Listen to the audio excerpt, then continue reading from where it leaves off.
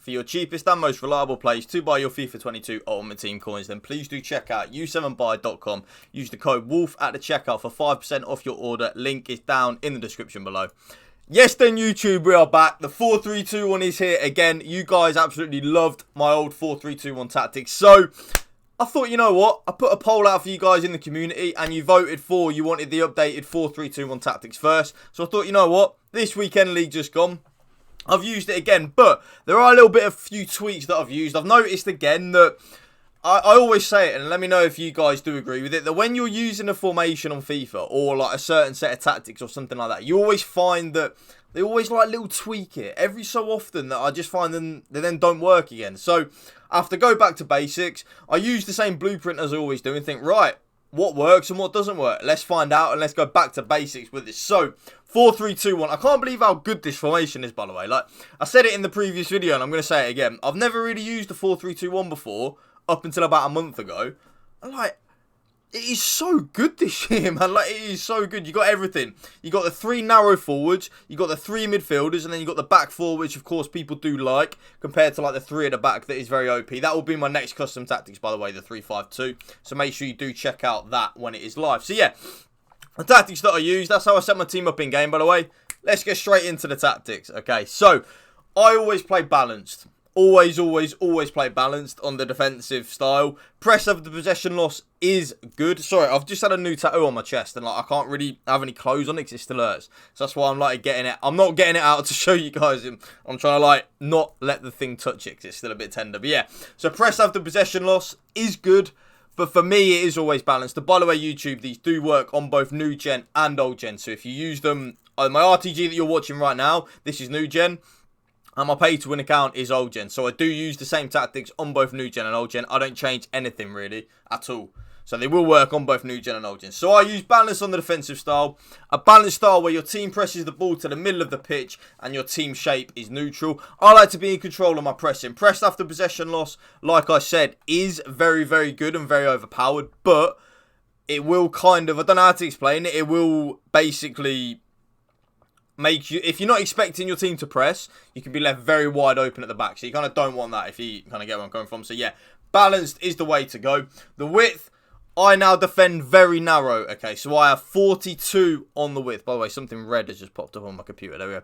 I now have 42 on the width. Remember I said to you a couple of weeks ago, if any of you are new, if you are old viewers or if you are new to my channel, you probably won't know this, but I used to always play with like 50 width really. I used to never really change the defensive width, but I found out as the game cycle has gone on and defending has become more overpowered with the team of the season centre backs and stuff like that.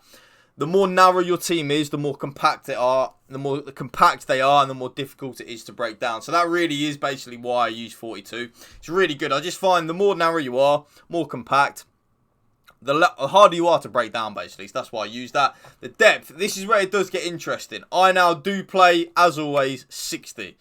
But as long as you're in that gap of like between 50 and 65, I don't really care what you use. So say if you think 60 is a little bit too high for your depth, you find yourself getting a little caught out too much, then of course just lower it down to like a 55, maybe even a 57, 58. You know, just lower it a little bit. Just as long as you're in that range of between 50 and I would say 65, you won't go too far wrong. I play on 60, so that's what I play on now. I don't really go too YOLO with it. Like, I could go to 65 if I wanted to, but on a road to glory, sometimes that's not a viable option, you know. I will get out-teamed quite a lot when I'm playing the weekend league, right? So I have it on 60. So if you want to use the same as me, that's what I use. Build up, play YouTube, of course, it's going to be balanced. Like I always say, though, on tactics, long ball, definitely a viable option. I just don't find it as good as balanced. I like to be in control of my players. I like to be the one that's judging if, right, okay, I want them to press this time. I don't want them to press, you know. That's what I like to be in control of. So I have it on balanced. If any of you guys do enjoy long ball, don't be afraid to use it just because I'm not, because long ball is definitely good. Fast build up, slow build up though, yeah, don't use that. You are a weirdo if you're using them. So yeah, balance for me. Of course, direct passing is the vibe. I use it on every set of tactics I used this year and will continue to use it, probably even all the way through next year as well on FIFA 23. It is so overpowered and so broken this year. I fully recommend it. If you guys aren't using direct passing on your tactics, I mean, I don't know what you are doing. I just don't know why you're not using it. Just use it. Like I always say to you guys, use and abuse it, okay? The width. This is where it does get interesting. I play 45, so I go quite narrow with it, okay? The reason why I do go quite narrow with it is because I like my three forwards, so my left forward, my right forward, and my striker, to be very narrow and together. I don't want them to be a little bit wider. So, like, normally I'd probably up the width on my tactics, but no, not on the 4-3-2 one. On the 4-3-2 one, you want to use and abuse them narrow three forwards. Okay, so 45. Players in the box, I now play on 6. I used to be a big believer of 7, but I've just found myself getting a little bit caught out defensively when I have it on 7. So I have now just lowered it down to 6, just that little bit. It probably makes 0 difference, but it's just what I like to use. So I then have it on 6. And if you're going to use anything from this video, lower your corners and free kicks down from 3 and 3 to 2 and 2. So that right there is the tactics. The player instructions are a bit interesting. These are something that you're probably going to want to tweak a little bit for yourselves. So don't think, right, just because I use these, they're going to work 100% for you. So use these as a baseline and then go, right, I don't like that, then change it to what you like. So I have stay central and getting behind on my striker. That's it. I don't have him on comeback or stay forward. I'll leave him then on basic defense support as well. So literally stay central and getting behind. And that is what I have on all 3 of my forwards, okay? That is what I have on all 3 of them. All 3 of them are on stay central and getting behind. I don't really want them to be too far back at the same time, you know what I'm saying? So stay central and getting behind on all 3 of your forwards. Use it, trust me.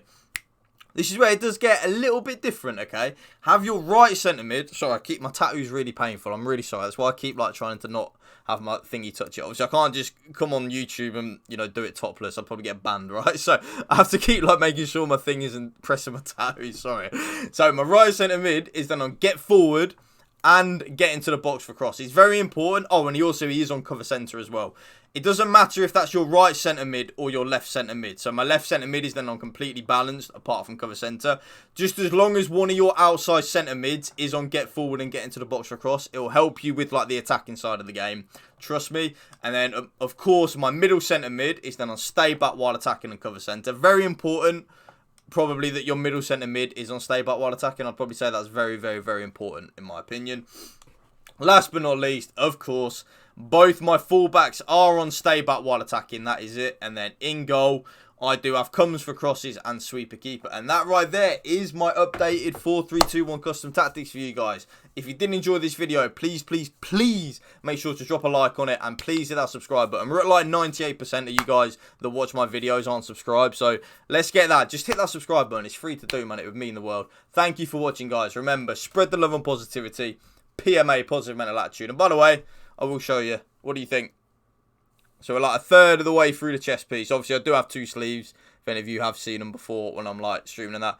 I'm going for like an Egyptian theme. You can't really see much of it with the lighting and that. But yeah. So let me know. That's 1/3 of it done. Thank you for watching, guys. Bye.